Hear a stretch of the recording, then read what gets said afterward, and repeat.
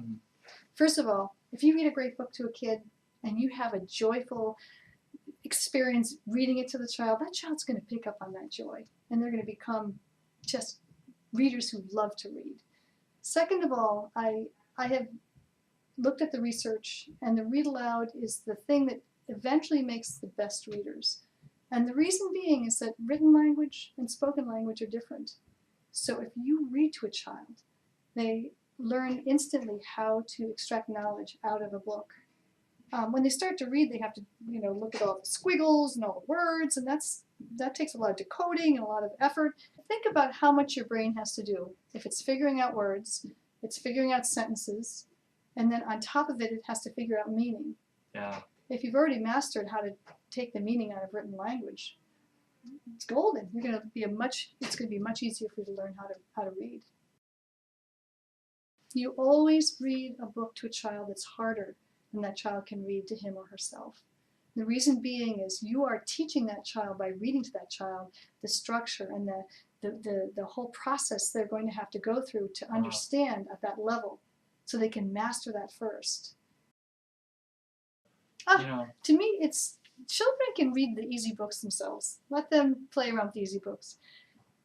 The beauty of having a read aloud is you choose a great book.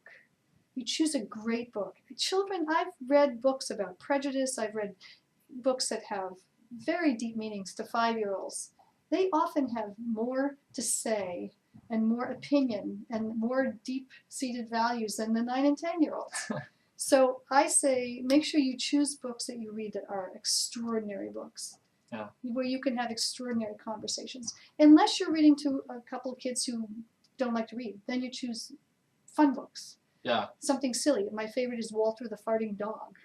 I mean, there's not a child in the world who would not enjoy that book because it's fun and it's silly and it uses the word, I won't say it again. And every time you say that word, the kids laugh and it becomes this playful experience and a possibility the child actually might say, oh, that book was fun. Yeah. Now I want to hear another. That's very important. Cool.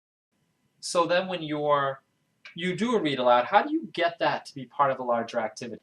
That's the funny thing. It's really easy. Really? You read your book, find a couple of main ideas in the book that are really key to that book, or maybe something that happens in the book that the children can also have a similar experience with.